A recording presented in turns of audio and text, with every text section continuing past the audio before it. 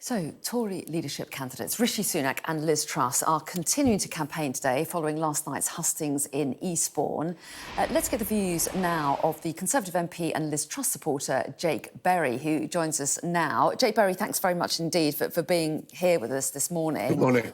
I just want to reflect on some of the things that Ms Truss said last night, but also in an interview with the Financial Times this morning. The country, as everyone will know now, is facing a big hike in energy bills. It's going on already. They're set to spiral even further.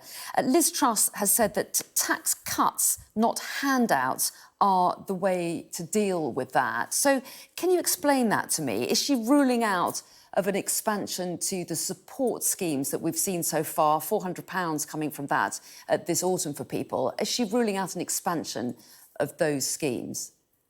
Well, you're absolutely right to say there's significant support already available, and in fact, it's £1,200 for houses on lower income. But Liz has been absolutely clear that the next step the government should take is knock off those levies, some of what people call the green taxes, which would be another £153 saving.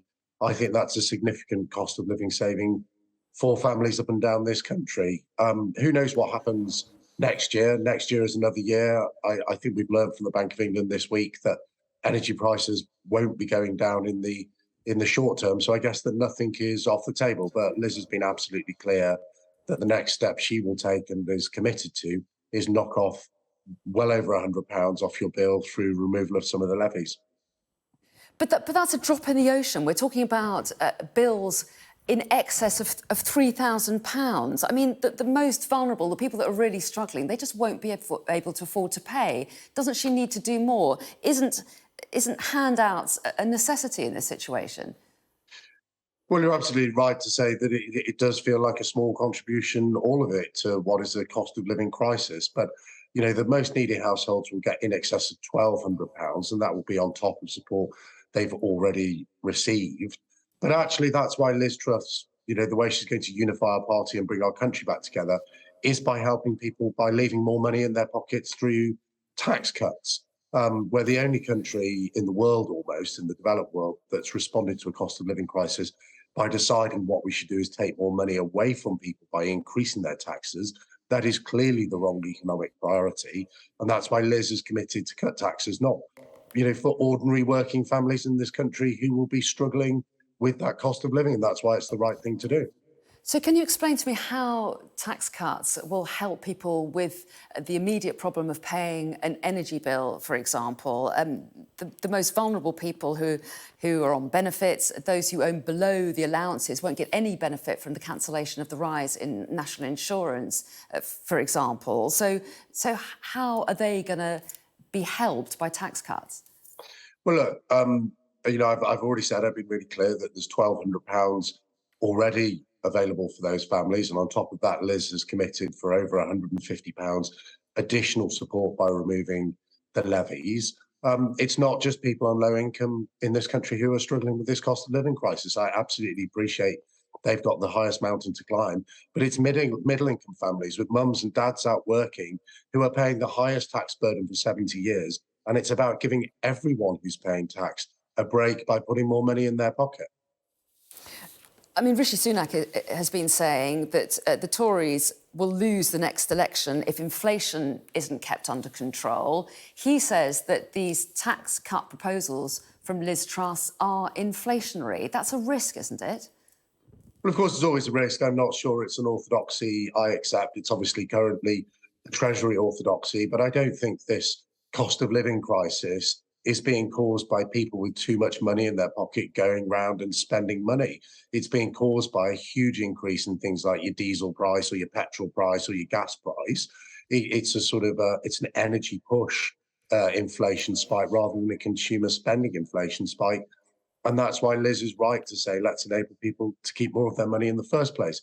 And just in terms of who's best placed to win the election, Liz Truss absolutely is the only person, in my view, who's best placed to beat Keir Starmer, because she will unite our party and bring us back together in common cause to take on the real risks of this country and its economy, which is the Labour Party.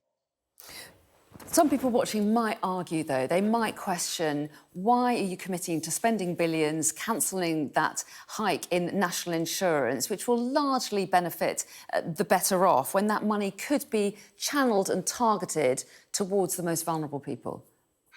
Well, you're absolutely wrong, actually. Increases in national insurance hurt the people on lowest wages the most. The lower your wage, the bigger proportion of your wage you spend on national insurance. So cancelling it is absolutely the right thing to do to help people on low wages.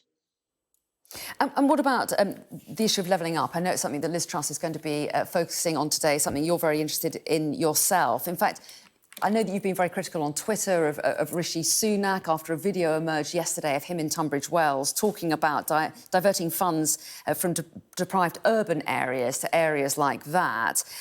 The point he says he was making was that he wants to make sure that help goes to deprived areas outside of big cities. Do you accept that that's what his intention was with those comments? Well, I'm here at home in East Lancashire, in probably what is a deprived urban area. People look at the Chancellor's comments, of the ex-Chancellor's comments, and make their own mind up about Rishi's priorities. But what I would say is, I served in Boris Johnson's first cabinet as the Northern Powerhouse Minister. That sort of view is the overriding Treasury orthodoxy. And one of the reasons I'm supporting Liz Truss is she is a woman of action who will take on the status quo, who will ensure that we break this sort of country where the cards are always stacked in favour of the wealthy areas in the south of England. She will break that down, and she's committed to this levelling up formula, which will see fairer funding across our United Kingdom. And if what Rishi has said wasn't the overriding view of the Treasury, you wouldn't need a levelling up formula, because you would already be spending money equally across our United Kingdom. We are not, but that's why Liz's commitment to create a levelling up formula with fair funding across the UK, spreading opportunity wherever you live, is absolutely the right thing to do, and shows that she's best placed to win a general election and unite our party. But hasn't the North recently benefited from the levelling up formula? I mean, you obviously represent and you're in the Northern Research Group as well, you head it. The North has benefited from the levelling up agenda that's been pushed through to date, hasn't it? Well, it has to some extent. First of all, the levelling up formula is something that the Northern Research Group, and more specifically me and a few colleagues, have been designing and working on. And that's why we're so pleased that Liz has committed to take it and implement it in government. But just to put it in context, why do we think we need it? Over the last decade, 10 years of Conservative government, I admit, if we'd have spent the same on transport infrastructure in the north as we have in London and the southeast, we would have spent an additional £66 billion. In fact, transport spending in London is 15% higher than the national average. That cannot be right. And that's why we're so pleased that Liz, as our new Prime Minister, if she gets there, is committed to equalising fairer funding across the UK. I know what I would have spent that additional £6.5 billion a year on in the north of England. I would have built Northern Powerhouse Rail. I'm very pleased to see that Liz Truss has committed to that as well, which to me shows she's the real person for levelling up. OK, Jake Berry, we appreciate your time today. Thanks very much indeed.